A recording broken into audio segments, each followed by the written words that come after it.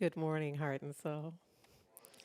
I guess I was somehow kind of asleep at the switch, thinking this must still be February because I was waiting for the video to start.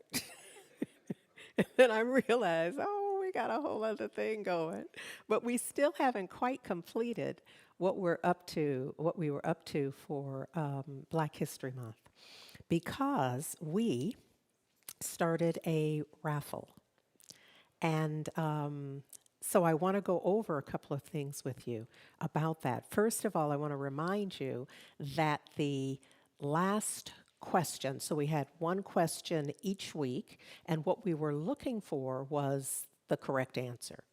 So all of the folks who gave the correct answer for each week, their name was put in a pot. And then anyone who answered correctly every week, that was put in that pot, but also in a separate pot so that we could pull for both of those. And so I just want to remind you that the last question was, in addition to the slave narratives, what is the digital repository of African American testimonies now in the Library of Congress, which tells, quote, America's missing stories, and who is its founder? Now, all of the questions were plucked from my talk, my message each Sunday. And so the answer that many of you know is The History Makers, founded by Juliana Richardson. And so that's the correct answer. And so we have winners. So for the first raffle, let's just see. Those are all of the folks who, I don't have that here. Okay, here we go. This is the equivalent of pulling. So it's stirring up the names of all of those who gave a correct answer, at least one correct answer.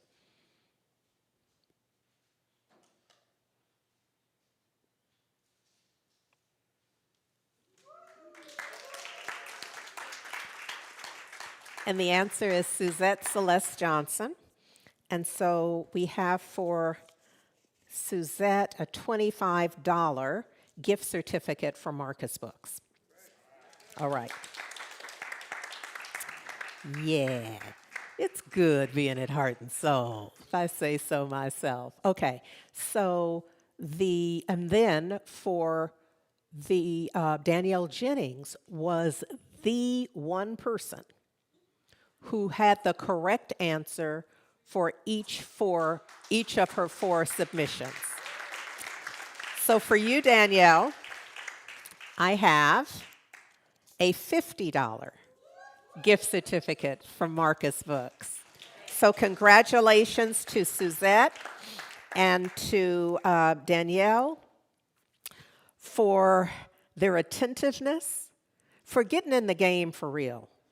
There's always a payoff. It won't always be a gift certificate, but there's always a payoff for playing full out, for paying attention and rocking with the righteousness of it all. Yes? Yes. So, during Black History, Valda, would you bring me my little remote, please? Because I left it sitting right there, and this is a distraction otherwise. Thank you very much. I was reminding you that for many years we always had the heart song or the ensemble or a soloist would sing "Keep Your Eyes on the Prize" during Black History Month. And that next line is "Keep your eyes on the prize, hold on." And my favorite line in that is "The only thing we did wrong is we stayed in the wilderness a day too long." And I think it's significant that it says a day, because it says, to me at least, the way that I receive that is that there's always time to shift that. It's not like you've been there so long that you just may as well forget it. You don't know anything. It's just a day too long. So you still have the wherewithal to make a shift, to make another choice, to do something different. And so Our matron saint, Mother Harriet Tubman, represents so much of that for us. And we are celebrating today, and I'm going to say all this week, Harriet Tubman Day, which is this Friday. And Harriet Tubman Day was proclaimed a holiday by President George W. Bush, in 1990, honoring the date of her passing, which was March 10th of 1913. So that's kind of the foundation, if you will. We're building everything else today on the awareness of our gratitude and our thanksgiving and appreciation for Mother Harriet and the life that she lived, the way she lived it full out, the way she stood for self and others, all of that. And what I always rejoice in is that I know I only know a little bit about her life. Because it's not like today where there's going to be video on Snapchat and other places, and TikTok and Facebook and YouTube, and you could Google. And so we know that this is just a little bit of what we know about her.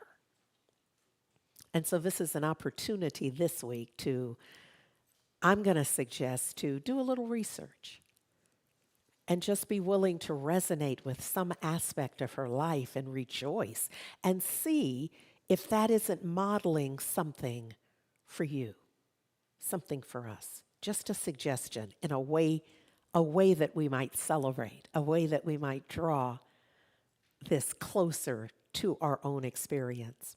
So we are launching Women's History Month. Yeah. And it's interesting. It is the way it has been that Black history was required because it was not included in any real way at all. And women's history is required for the same reason. We have these dedicated, and they usually started as days and weeks. And they were always grassroots efforts that ultimately folks galvanized around. And so Women's History Month for us is this opportunity for us to remind ourselves of the folks who sacrificed and contributed and shifted the narrative in such a way that we are living different lives now. That's true for Black history, and it's true for women's history. So I'm grateful to Reverend Sonia for creating the video, putting the video together, and for Valerie Joy Fidmont for the music. And so here is our Women's History Month video.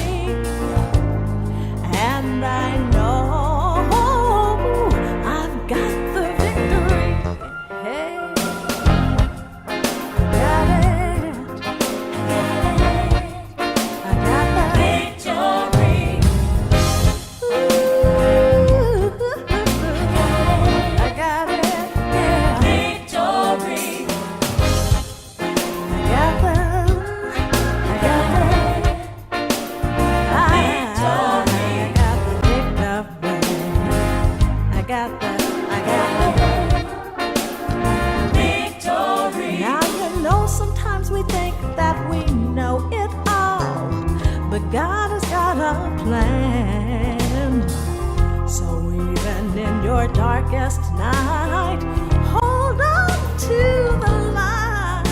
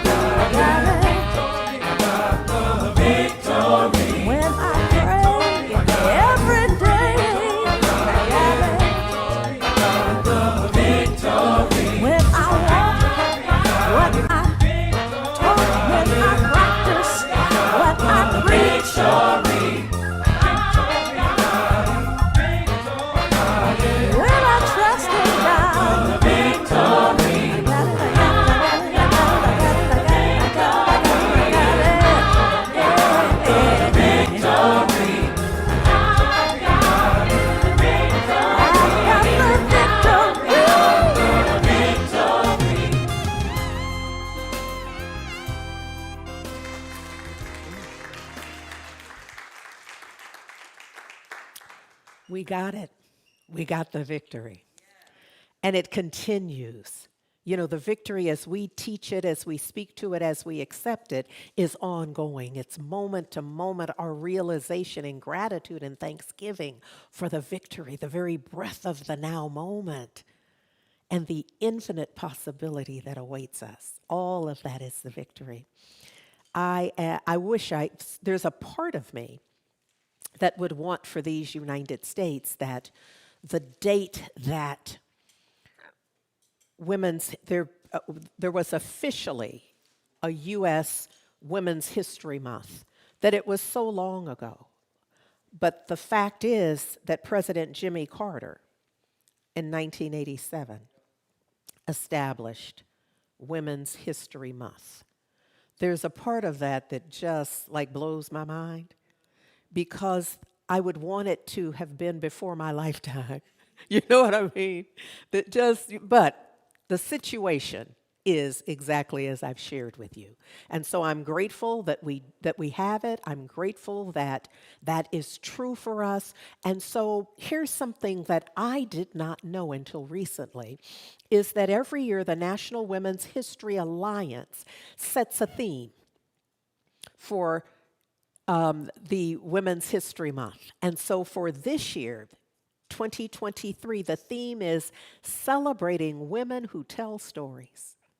And I love that because that absolutely dovetails with our focus on our intuition, on using our imagination, because there's no way to be a woman who effectively tells our stories without thinking beyond, without seeing beyond, without hearing beyond, without acting beyond just what is already so. So this year, we are recognizing women past and present who have been active in all forms of media and storytelling, including print, radio, TV, stage, podcasts. When I was reading this, I had to chuckle because there's so much that, you know, when I was in school doing the little book reports and presentations on women or Black history or whatever, there was no blog and podcast and social media and all the things. And so I was just chuckling to myself with how it's changed, how there's so many ways now for us to be informed. And I say that because unfortunately, we are not keeping up with what's available to us. We are not nearly as informed about Black folks when we think about Black history, even though so much information is available to us. Likewise, around women and women's history. And so I'm challenging you, heart and soul, to just do a little something more, let's say every month, just a little something. Read something you wouldn't automatically read. Watch something. PBS has just libraries of information around Africans in these United States and women, and there's so many opportunities. And so the challenge, the invitation to the challenge is that at least once a month, read something that you hadn't read yet or that you wouldn't ordinarily read that will expand your awareness of what Black folks and women and all folks are doing that are not in the mainstream, the stuff that is not being taught to our children, and that they're trying to stop being taught. So it's up to us to know so that we can just in passing even share and have our own lives transformed by that as well.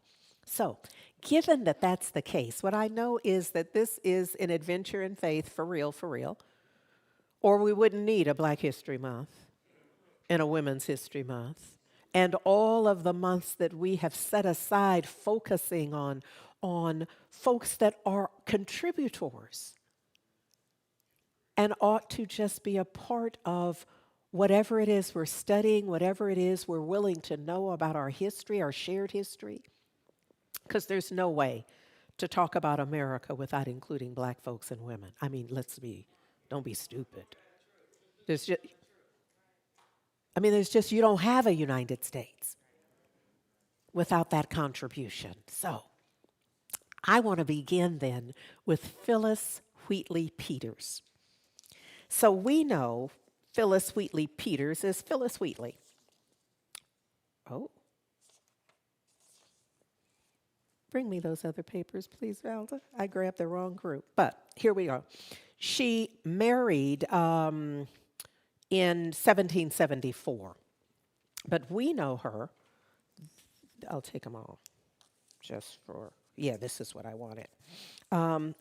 We know her as a poet. And I always had an affinity. My mom grew up in Houston, Texas, and she attended Phyllis Wheatley High School. And I knew that, and so whenever Phyllis Wheatley, you get your little affinities where you can. And so, but there was so much I realized that I still didn't know. I just knew we were just kind of skimming the top, if you will. So what I have since learned about Phyllis Wheatley is I knew that she was enslaved, and she came here. She was aware. So she arrived in the United States in 17. Oh, Andriette, come on now.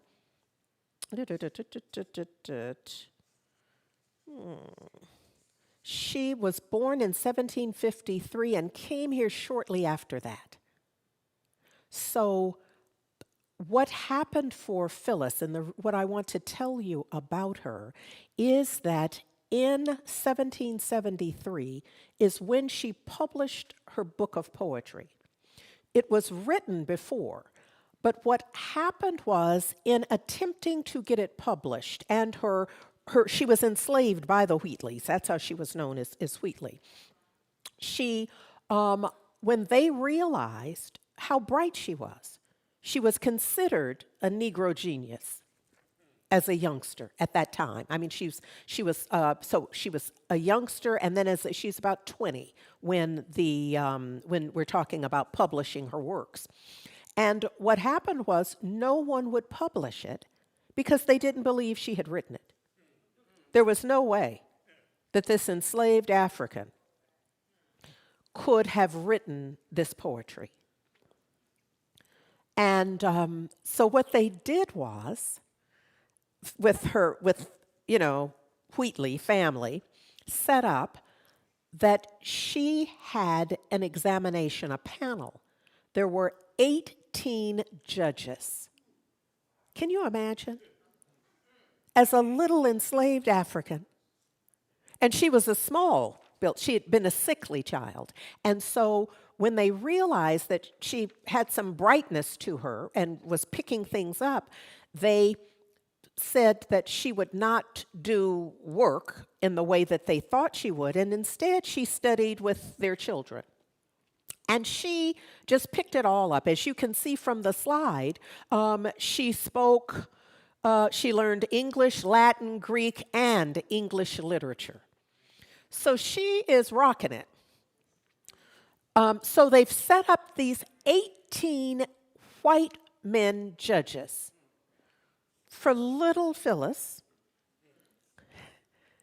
and she holds court. So when they finished with her, here's what they wrote, an attestation that said in part, "We whose names are underwritten do assure the world that the poems specified in the following page were, as we verily believe, written by Phyllis, a young Negro girl who was but a few years since brought an uncultivated barbarian from Africa and has ever since been, and is now under the disadvantage of serving as a slave serving as a slave in a family in this town. She has been examined by some of the best judges," they said about themselves, "and is thought qualified to write this poetry." I need you to take that in. And it's not about them and what the process was. What I want you to see is the fortitude. I want you to see, I want you to see, we're developing our own intuition and our imagination. So I'm inviting you to sense in your own awareness, in your own imagination, how that would be. How that would be. Where you are sitting before, I mean, even now, if I said if you had to go in front of the 18 people who are convinced you could not have done what you did, this is you defending your thesis. I mean, just in context. This is, you done the work, now you're defending it as a youngster who has only had limited exposure. I want you to see what she's made of. I want you to begin to get a sense of what is going on. Who can do that? How is that done? You got to know something. So sometimes the way history is written, because it's written by the victor, so the victor says she was examined by some of the best judges. You see what I'm saying? They're like, this is how it's done. And we the best judges, but it's not much about how magnificent she is. Even if you really believe barbarianism, etc., then it's even more fantastical, isn't it? They didn't write about that part, though. Because if you really believe that she's come from that deep, that low, if you will, then it really deserves some props. But she's going to have to get her own. Come on, Mother Harriet, help us out with how important it is for us to have our own sense of self. Some of us are waiting for the evaluation in the workplace. Some of us are waiting for the relationship to acknowledge us. And we don't feel whole until they do. And in fact, that's the source of some of the arguments. You don't tell me that I'm. Could I just peep into y'all's business for a moment and say it's not their job? It's nice to have. Don't get me wrong. It's lovely to have. If you have a partner who sees who you are and is willing to tell you that on the regular, you better thank God. But your job is to know that and do the mirror work. Come on, Phyllis Wheatley, in all of us. See, the reason I share this is because Phyllis Wheatley is Phyllis Wheatley, but there's some Phyllis in me. And I want to touch and agree with that. I want to awaken that. I want to fan the flame on that. Is this making sense? Whatever little bit of Phyllis Wheatley, see, because I would claim to be related to Mother Harriet. Now, not by DNA, but by intention. By right of consciousness, exactly. Yes. And so likewise, whenever I am with Phyllis Wheatley and whoever else I bring, I'm trying to get in there and see if I don't have some of that. And whatever little bit I have, I want to fan the flame on that. I want to water that. I want to fertilize it. I want to nurture it. I want to bring out more of that and less of the fear and doubt. Less of the neediness but how did they see me? What did they say? And looking at the comments and and instead to know for myself, to do my mirror work in such a way that whatever the comments are, I take them in stride. Because they're nothing but somebody's opinion, even if they are some of the best judges.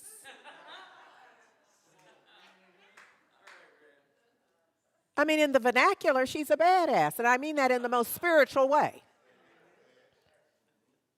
Absolutely. And there's just no getting around that. And see, here's what I want for America. Here's what I want for the way we teach this, is that you don't get to have it both ways. You don't get to have the barbarianism and then just pass on the genius. You know what I mean? If you believe that, then I need you to really uptick on the genius part. Because now it's smarter than anybody you've ever seen. when you put it together, do you understand what I'm saying? Now, this is just, it don't matter whether you understand or not, because this is just, it's just me and my own discomfort with how we want to hold it. We want to hold it as if, you know, in inner city schools that the children this and the children that, and they don't have and whatever. And then we want to ignore that they're reading above their grade level. I mean, see, I need that to be the headline.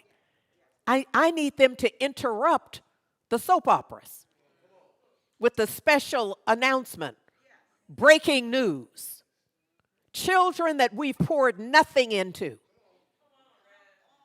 Children that we require to be there and we don't feed them so they can learn. They are still learning. At a higher level. Often. Children for whom we have no future mapped out. No positive future mapped out. Children for whom all we can figure out to do is to build prisons. When we look at your children, they're saying, we're building some places for them. But you see, for the ones who don't end up there, I mean, don't even come close to ending up there, where's the fanning the flame on that? See, I feel like we forked our tongue, our collective tongue. Yeah, I know I'm off topic. But it's on my heart. It's on my heart that we are America's conscience. And if we don't speak up, it keeps acting like it don't know.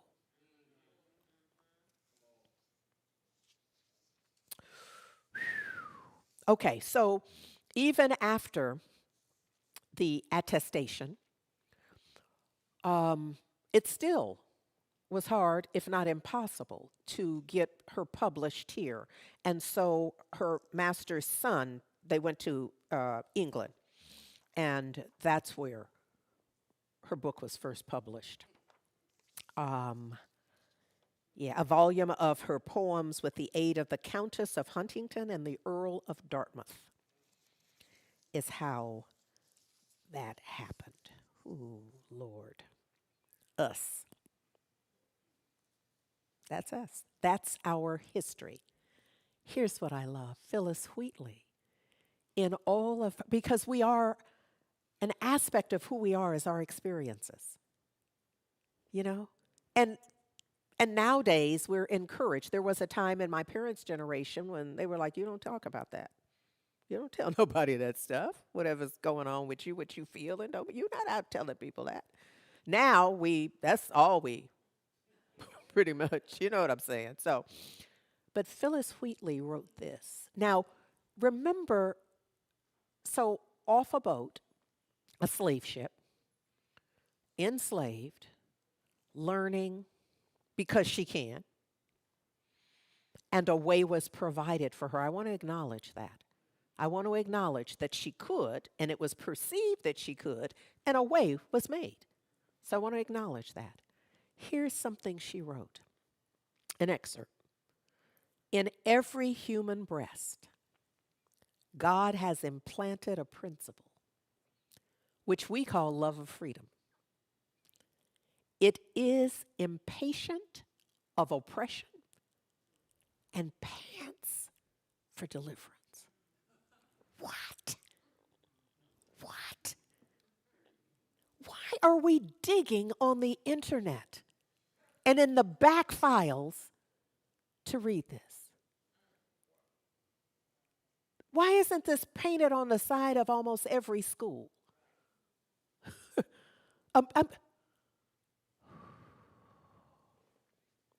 Rhetorical questions. I know the answer. You see, what the world needs is love. Otherwise, this continues to happen. Yeah. You see, for one who, I don't know, we don't know much about her life. We don't know what her day to day was. We don't know how she felt treated. We don't know.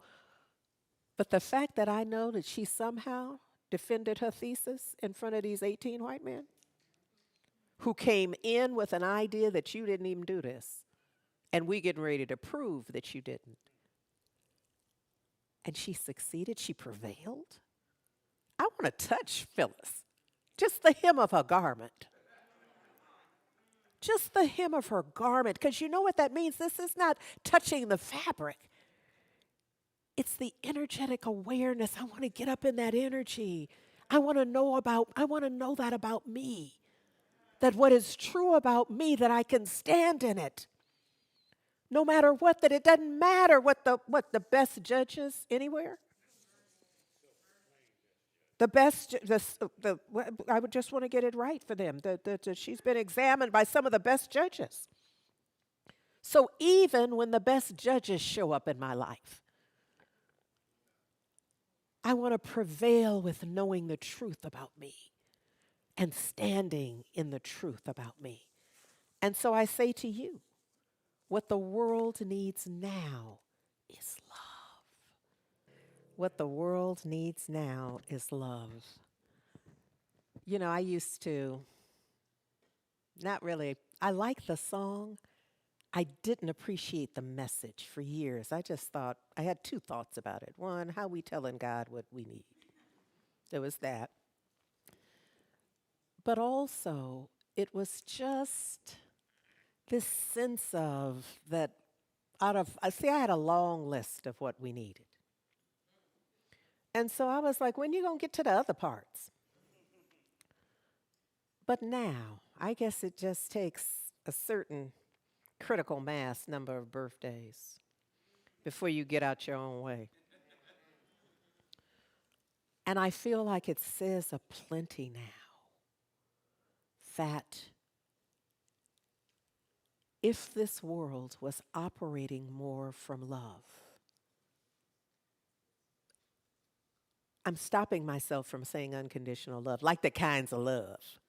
You know, like there's a conditional love and there's an unconditional love. When in truth, if it's conditional, it's not love, it's contractual. You're doing something else. You're just calling it love. That is so true. It feels almost too simplistic for us to accept. And yet, when I think about my ancestors in general, not just mine by blood, but those ancestors that I claim out of my awareness of who and how and my empathy for all that they've been through, even not knowing the whole story, that little bit that I know about. Some of the folks that we have an awareness of who were lynched. And there's a very broad definition of lynch. When I say lynch, I don't mean that they were literally strung up, but the lynching that has been a part of this American fabric, that if we were in a culture of love, because there's no way to be in a culture of love and it not be accepting. I mean, you see, I'm coming to it. Little slow, but coming to what a difference love makes. My sense is that from love, our imaginings are different. From trauma, our imaginings are different than they are from love. I know that. I can give personal testimony to that. I love that in this, I love that Alicia Garza, co-founder of Black Lives Matter, says, just in part, just an excerpt from the quote, because of the way that the rules have been rigged against our communities, we've been forced to imagine new futures with possibilities for freedom. You see, that imagining possibilities for freedom has to come from a love place. If it's coming from a trauma, pain, fear, doubt-focused place, those possibilities are not for freedom. They might be for vengeance. They might be for just the bare minimum of a shift. But what we're talking about is how do we engage our individual, our unique imaginations. First of all, we got to build them. We got to build them so they're reliable, so that you can imagine on, what do you call it? Y'all not my lifeline this morning. On call, I want to say it's on. There's a term for where it's just an immediate, on demand. That's what I want to say. We want to imagine on demand, and not just be carried away by our fears and our doubts and our trauma and our history. Is this making sense? That we want to train our imagination so that when triggered, we come up with, now see, when triggered, you're triggered. If you don't have nothing set, you're going to go the way of that you've been going. That's just how that works. But when you're not triggered, when you're kicked back feeling good, when you're all right with who you are and how you are, that's the time to set it in place. That's the time to imagine that if they put me in front of 18 white men or women, just folks who don't believe me, well, frankly, they could be of any ethnicity whatsoever. The idea is that they don't believe you are who you are.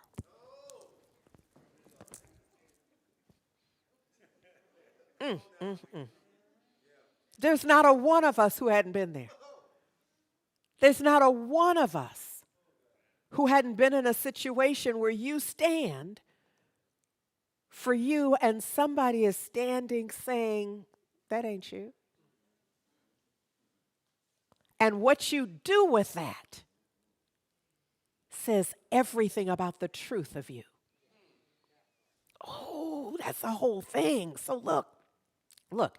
So in Women's History Month, it's for we are called to lift up ancestors and those who are currently doing the work. And so I bring you someone who I grew up with an awareness of, so this is so like close to the fold for me, Belva Davis. And so in reading some of her bio and all the names, because she was raised in Oakland but went to Berkeley High, and I'm a Berkeley native, and so all of the names, and so I remember watching Belva Davis on the news. And if I was trying to pretend like I wasn't how old I am, I'd be like trying to reword that some kind of way. But I don't even care, because I'm grateful that as I read it, I was like, yes, I can check off, I can validate every bit of that. Every bit of that, it just reminded me of yes. So there at her retirement, at her last day, I think at KPIX, I think is where she was. Or maybe she was at Cron wherever she was. This is what Dave McElhatton said about her. And so some of us remember those names. And if you don't, it don't matter. But these are colleagues. He said about her, you've carved a lot of way for female broadcasters in this business. And we're all very proud of you. And that's true, because she was out there by herself. And see, for a little black girl in Berkeley, it meant the world, because, we only had, 3-4 channels? And to find that on one of those 3-4 channels was a woman who looked like she could be in my family. You know what I'm saying? And I don't know if other folks go through that. I don't know if gay and lesbian and bi and trans folks, if they look up on television and they see somebody who is, if that doesn't just, okay, if they don't lean in to hear a little bit more about that. But that's how I was as a little black girl. Well, maybe I didn't care nothing about the news, but when Belva was out,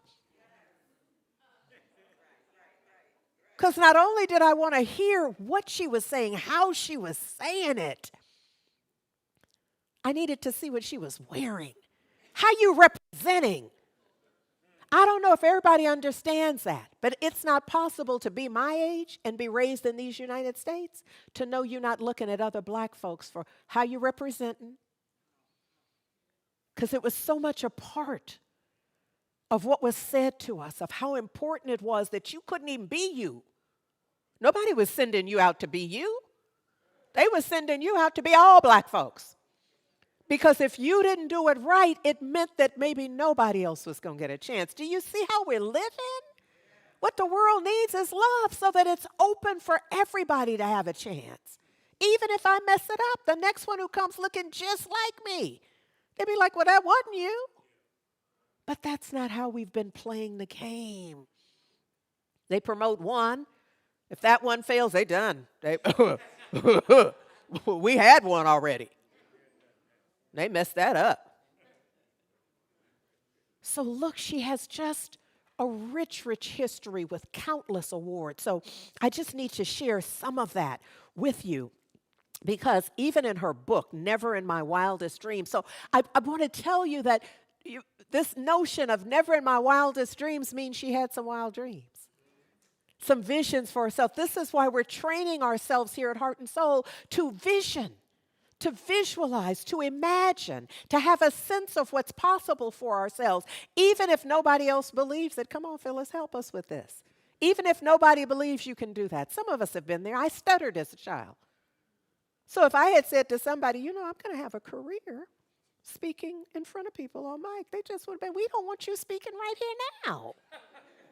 And they didn't.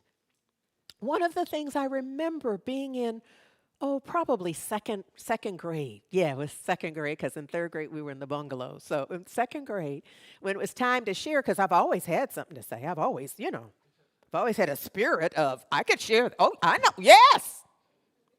And so my hand would go up. The teacher would call on me and the class would groan out loud. It wasn't like an inner groan, an audible groan. And I was whatever. And I sometimes think about that because sometimes now I'm too influenced. And I think about, where is she? Where's the little second grader who was like, I don't care whether y'all want to hear me talk? And I got right on up there and stuttered.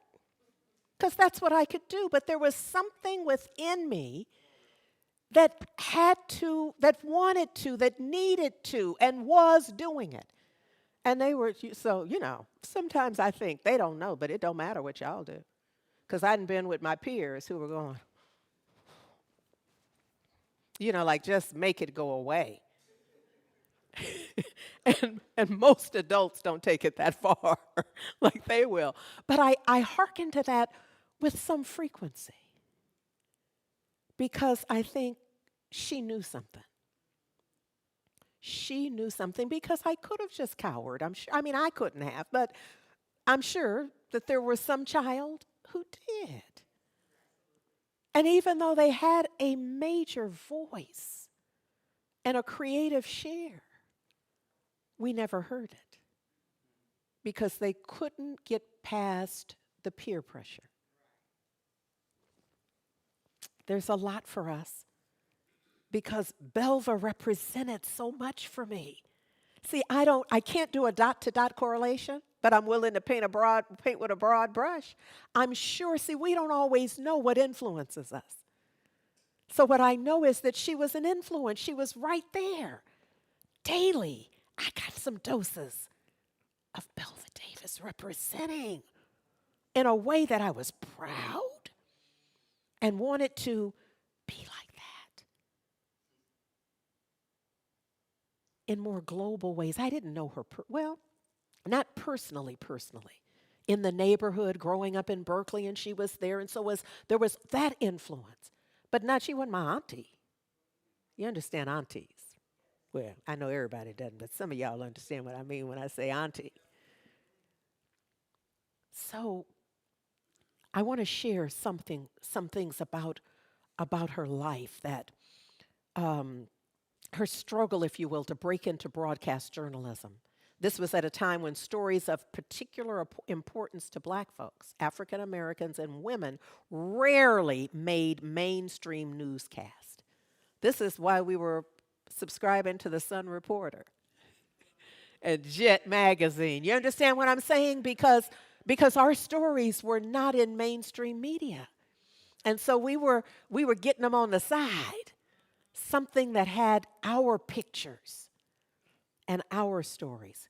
She said that there were news directors who claimed that blacks couldn't pronounce long words because, now that just wasn't like a general thought, it was because their lips were too thick to enunciate properly. I just see, when we lift up, and lifting up Belva, it would be unfair for me to not let you know how far she had to come. Because she looked so good, it would look like wasn't nothing happening. She just got up and came on in. She said there was a San Francisco station manager who dismissed her from a job interview by explaining that he just wasn't hiring any nigresses. But because she was a young single mother raising 2 children, she just refused to be deterred. Come on, Phyllis. Come on, Mother Harriet, Phyllis, Belva. And Andriette's getting right in there in the lineup. You see what I'm saying? To benefit from the history. What is history if it's not going to enlighten us in a way that we can draw from it? And let's be clear, I'm speaking passionately as a black woman because I'm talking about black women. But you better try to get in there, men. Get on in there, white men. Get on in there, black men. Get on in there, all y'all. Get on in there, women of every ethnicity. Do you see what I'm saying? I'm speaking very specifically, but use your imagination to see you. To see you moving beyond the status quo, moving beyond the limitation, to see you arguing for your highest and best.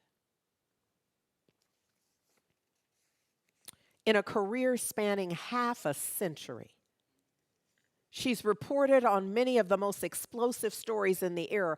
You know, I almost kind of slashed through this and I thought, well, I don't have time to tell them all that. But see, you need to know because the kind of story you report on says who you are to them. You see what I'm saying? If they just given you the garden openings and the car washes and the murders, it's something else. So I need you to know that she reported on the Berkeley student protest, the birth of the Black Panthers, the People's Temple cult that ended in the mass suicides in Jamestown, the assassination of San Francisco Mayor George Moscone and Supervisor Harvey Milk, the onset of the AIDS epidemic, and from Africa, the terrorist attacks that first put Osama bin Laden on the FBI's most wanted list. During her career, she soldiered in the trenches in the battle for racial equality and brought stories of Black Americans out of the shadows and into the light of day. And along the way, she encountered a cavalcade of cultural icons: Malcolm X, Frank Sinatra, James Brown, Nancy Reagan, Huey Newton, Muhammad Ali, Alex Haley, Fidel Castro, Dianne Feinstein, Condoleezza Rice, and more. For her, she says it was an amazing odyssey. She was born to a 15-year-old mother. See, for somebody who thinks that's enough to count them out, I need you to know it's not unless you decide that it is. You know, sometimes when I bring a message, I'm thinking, will they see the principle in it? Will I have to give you an Ernest Holmes quote in order for y'all to link it? I don't have time right now to do that.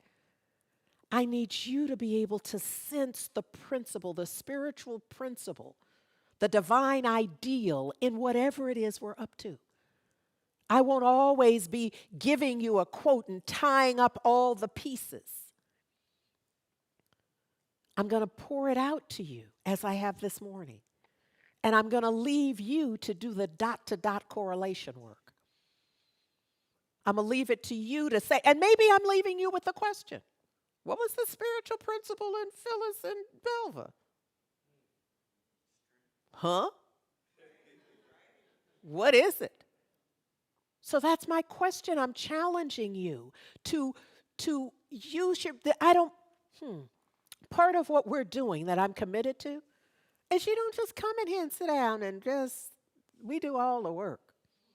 You gonna have if now you're welcome to just sit in the cut and just have it poured out for you. You are welcome to do that. But if you really want to get the work done, if you are really a part of this community in a way that you are in for real, you're going to have to do some work.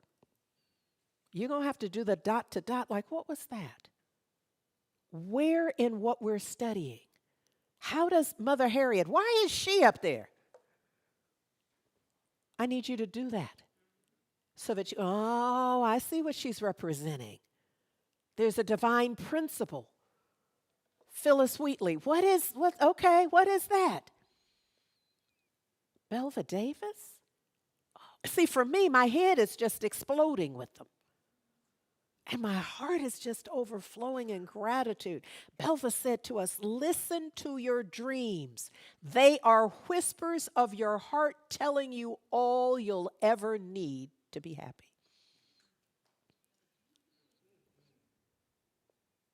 And here we get kind of a double dose if you're looking at the slide right now, because this picture is from the history makers. And you know, we talked about them. So what I love is that you can find out more about Belva Davis on History Makers. You see how this thing works? So just shout out to history makers for including our local treasure. Yeah. It's about us seeing and imagining and hearing beyond. Gloria Steinem said, Belva Davis has lived this country's history as only a brave black woman could, and has witnessed it as a journalist with a world-class head and heart. I don't think it's possible for anyone to read her words in her book, Never in My Wildest Dreams, without becoming a better and braver person. Yes. Yes. Belva said herself, don't be afraid of the space between your dreams and reality. Oh, that's a trench that's filled with fearful people, doubting people, filled. They just fall into the trench believing that I dreamed it and it's not yet my reality. But she said, don't fall for the okey doke. Don't worry about that space between dream and reality. If you can dream it, you can make it so. I'm helping you to connect the dots here. Look, if I had a hammer, I'd hammer out truth. I'd hammer out love. I'd hammer out whatever is required for us to change and to love ourselves so completely that we simply love. And that is our connection with everybody. I tell you, this is not a mountaintop teaching, so it's not like watch me and see how it's done. Watch me try, though. But you don't really have time to be watching me. You really don't. I mean, that might be traumatizing, frankly. If I think of it, I just saw it. I was like, oh, don't do that. The idea is for each of us to do our work and to hammer out our own sense of the truth of our being. Our 40-day Lenten challenge, I'm going to fold that in with with our food drive. Our 40-day Lenten challenge, thank you, here's the deal. It's about us practicing letting go. It's part of it, it's to fully orb spiritual principle in your life. If you're not letting go, you're also not prepared to receive. If you're not giving, you're not prepared to receive. So these are beneficial activities that support us in honing our lives in a new way. This is that if I had a hammer, I'd knock off the parts that aren't working for me in my life so that I could create the space for what can work. So, the 40-day fill your bag with 40 items over the 40 days. I know some of you are taking to that like fish in water, and then others are still or might be challenged along the way. So again, I encourage you to reach out to practitioners for prayer, be a part of all of the prayer opportunities that we have.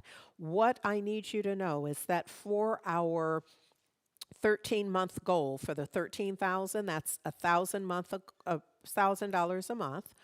For December and January, we did it. When you include February, by now we should have $3,000 raised, and we're not there. We're $744 short.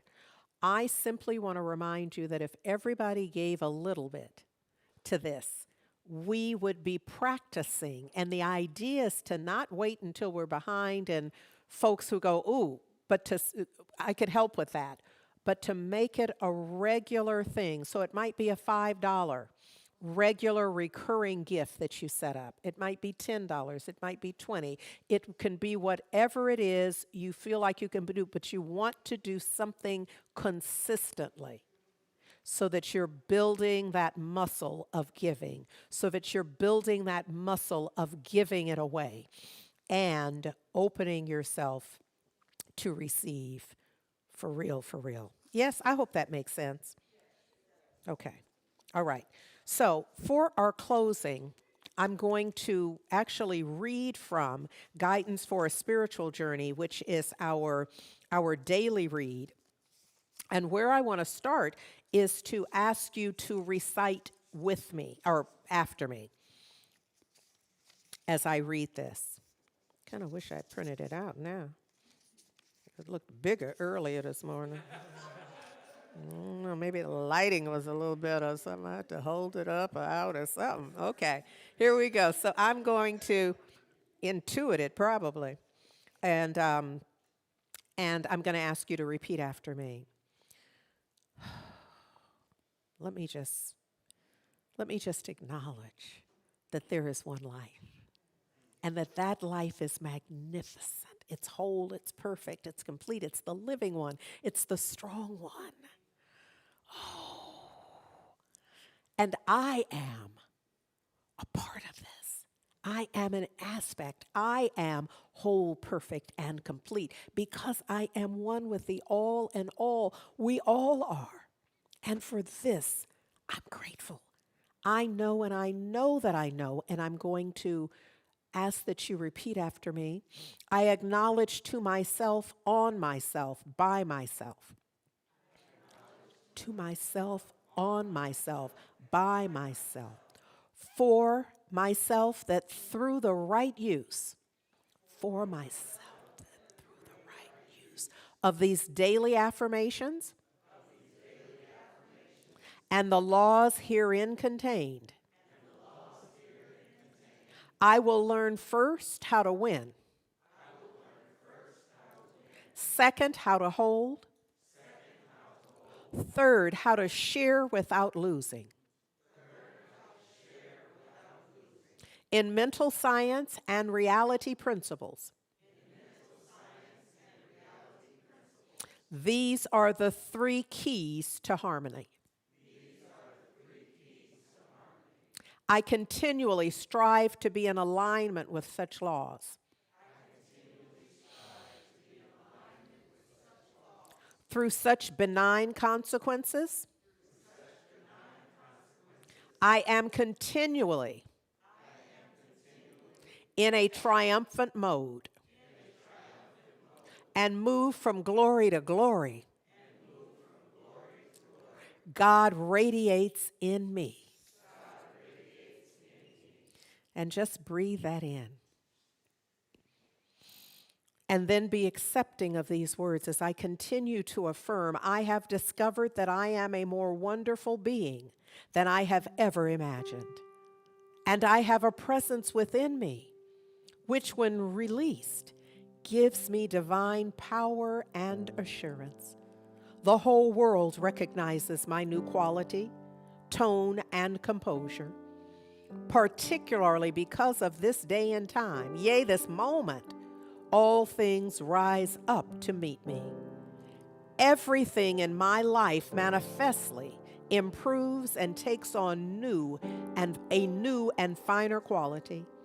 It draws in my consciousness that I attract now the seal of God, my superior side. Coming to spiritual maturity, I observe the quality of my disposition. Disposition refers to the manner in which I automatically react to situations and people. If I automatically react irritably, crabby, selfishly, haughty, and impatiently, it destroys and or impairs my relationships. So I walk with insights, one of which declares I shall practice daily, being my best, higher self. Assuredly, I am unique in all the world. There is none other exactly like me. And for this I give thanks. I give thanks for this comprehensive word. I give thanks for Dr. Dan, for his heart, for his consciousness, for his words. I give thanks for the way that they come together. They were already written on all hearts, on all minds, everywhere, in different words and phrasing, and yet now they come together in such a way that is transformative. So it is in this opportunity for divine transformation that I just rest. That I rest in divine gratitude and thanksgiving for perfect appreciation for all that has been given, for all that is showing up right now in this moment. That I know that it is the seed and the fertilizer, that it is the seedling that ultimately grows into my heart's desire manifest. Oh, I just give thanks. It is an absolute perfect gratitude that I just let go and I let God, that I am releasing this word into the perfect activity of law, that I am accepting it as so, now and forevermore, and sealing it by saying Ashe, Amen, and so it is. Yes, love matters.